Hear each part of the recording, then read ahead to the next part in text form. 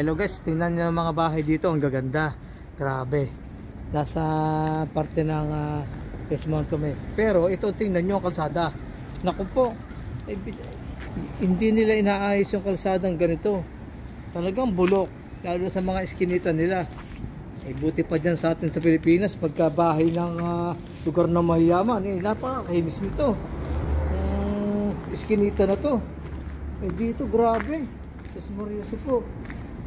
Nagulat ako, ang gaganda ng bahay Hindi basta-basta bahay ito. Mga milyonaryo nakatira dito. Pero lintik naman ang kalsada nila. Yan. Ay talaga naman. Ay warak Oh. Saan ka may fish pond pa. Kalsada nila. Ayos ba yan? Ang laki ng tax na hanggang doon. Kaya mga pare ko, tingnan nyo ang kalye rito. Sobrang bako-bako. Ang mga nakaparadang sasakyan sa bahay, mga mga Porsche, yan, mga Mercedes, mga BMW, yan ang mga nakaparador sa bahay na to. Pero ang kalsada nila, dapor. Walang yan. Porsche nga ang sasakyan mo. Ang daan naman may dapor. Walang yan. Anong klase yan? Naku po. Ayan. Tumagos na tayo dito sa kabila. Yan ang mga bahay dito. Yan. Ito mo? Ang gaganda. Ang lalaki. Ayan. Ito, yung pinaka main road to Pero yung eskinita, napapasok doon sa kanila.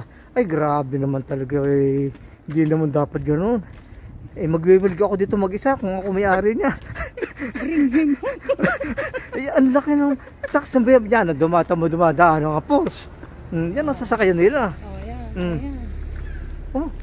Grabe. Ay, gulat din talaga din ang karsada daig pa ang sungkaan Yan gaganda ng bahay. Tapos dito sa labas lang sila nakaparada. Yan. May kukuha sila ng ticket para makaparking dyan. Pinagkakapirahan ng gobyerno dito yung bawat na sasakyan. Ganyan dito ang style. Dapat wala nakaparada yan para makinis tingnan ang kapaligiran.